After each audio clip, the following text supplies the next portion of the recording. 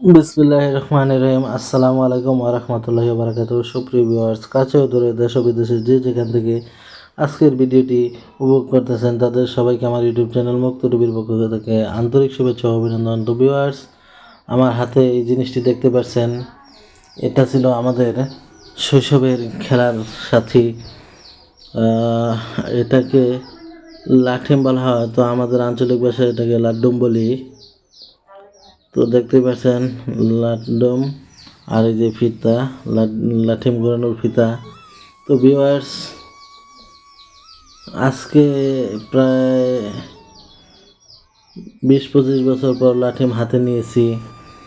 অনেকটাই শৈশবের কথা মনে পড়ে যাওয়াতে লাঠিম কিন্তু হাতে নিয়েছি। তো দেখতেই পাচ্ছেন এই যে লাঠিমটি এখন আমি ঘুরিয়ে দেখাবো। যখন ক্লাস থ্রিতে পড়ি তখন লাঠিম খুব ঘোরাতাম।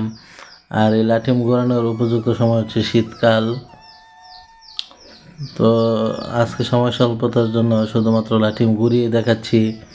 অন্য একদিন কারোর সাথে লাঠিম দিয়ে খেলা করে দেখাবো, কীভাবে লাঠিম দিয়ে দা কোপ, কোরাল কোপ খেলে সেই ধরনের খেলা করে দেখাবো। আজকে শুধুমাত্র লাঠিম ঘুরিয়ে দেখাচ্ছি।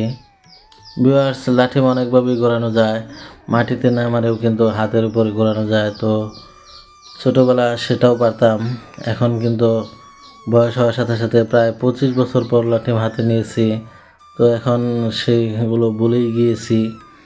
আমাদের ছোটোবেলাতে মোবাইল ছিল না, যার ফলে লাঠিম, দায়রাবান্ধা, হাডুডু, ক্রিকেট এই ধরনের খেলাগুলো বেশ প্রচলিত ছিল। ভিডিও ভালো লাগলে লাইক, কমেন্ট, শেয়ার করবেন।